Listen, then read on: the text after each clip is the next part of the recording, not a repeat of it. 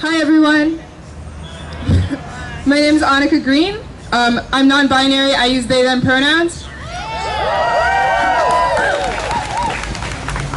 I want to thank everyone who brought their energy. I want to thank the city of Providence for showing me love. I'm from Durham, North Carolina, but I have lived here for about 5 years since I went to college. And I wanted to bring the specific type of violence faced by trans people and black women into this conversation because so far I have not heard anybody speak on it. There is an epidemic of police rape that happens when women are in custody. There are laws in certain states that say prisoners can consent to sexual relations with police officers, and it is something that we do not talk about enough. We know that thousands upon thousands of rape kits have gone completely unexamined. They are unfiled. They are locked away in basements. Our cases are not addressed. So when we talk about Black Lives Matter and we're talking about all of us, we need to talk about how, people with vaginas, and I'm trying to use gender inclusive language. Pardon me if you find my use of anatomy crass, but that is why I'm doing it. When we find people with vaginas are, often placed in really compromising sexual positions where they are violated, that's something we need to talk about. We need to talk about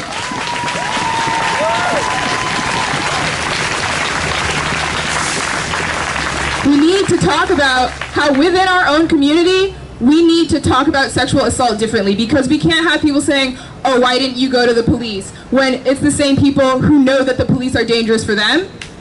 So we need to have tough conversations with each other, and we need to hold each other accountable, and we need to forgive each other.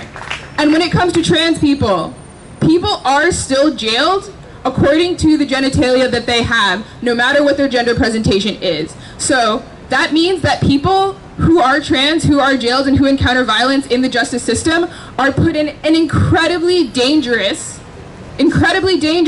violating, and completely dehumanizing situation. I'm not going to play Oppression Olympics and say that it's worse than what anyone else goes through, but it is a very specific type of gendered violence that we need to talk about in our community. And we also need to talk about trans acceptance within our community, because we cannot fight together.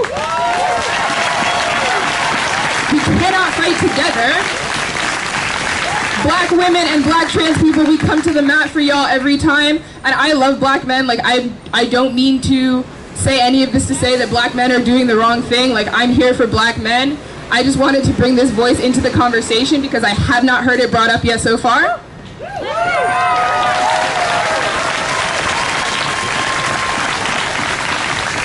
And if y'all allow me like a brief part 2 of my lecture, I just want to make sure that we know what's going on. Somebody else earlier brought up the Reagan administration and the war on drugs, and I want to say that it is deeper than that, and that the reason we have that, right, so after the Civil War, we had restoration, and in restoration, black people were actually making strides. Black people were opening businesses, we were attaining government office, we were racing too far, too fast to the finish. It did not go straight from slavery to Jim Crow. There was like a good period of time there where black people were doing our thing, and it wasn't liked. And so the very concept of whiteness was derived to separate the black working class and the white working class. So when we talk about this violence, we're talking about violence against capitalism. We're talking about the ruling class. We're talking about the owners, right?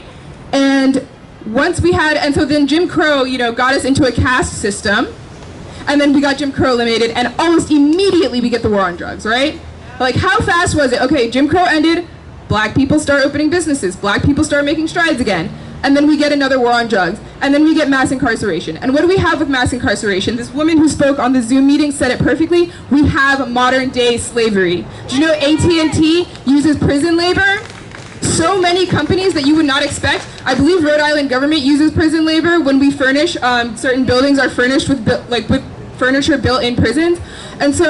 And then when felons are released from prison, when people who are incarcerated are released from prison, they cannot vote. They cannot get access to jobs. So the school to prison pipeline is a way to reify the caste system, the same one we had under Jim Crow, the same one we had under slavery. It is a capitalist system. It is about letting the elite stay in power. It is about separating white and black people against our common interests.